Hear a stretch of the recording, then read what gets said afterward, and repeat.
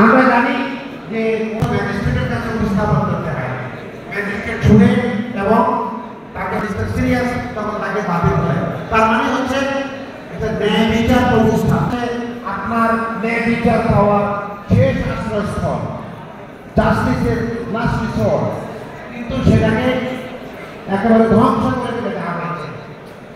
আমরা ঘোষণা করেছি এই বিচার ইনস্টিটিউশনকে ধ্বংস করেছে, আমাদের নেতা ঘোষণা করেছেন এই সমস্ত ইনস্টিটিউশনগুলোকে সবগুলোকে সংস্কার করা হবে, পুনর্গঠন করা হবে। এবং কিভাবে করা হবে? মেধাবী লোক দিয়ে, সৎ লোক দিয়ে। উনি বলেছেন এটা সংসদীয় কমিটির মাধ্যমে এই সমস্ত প্রতিষ্ঠানগুলো, এটা হচ্ছে পরিবর্তন। এই কথাগুলো জনগণের কাছে বলবেন। 10 নম্বর, জুডিশিয়াল কমিশন গঠন কানুন জানতে হবে, তাই না?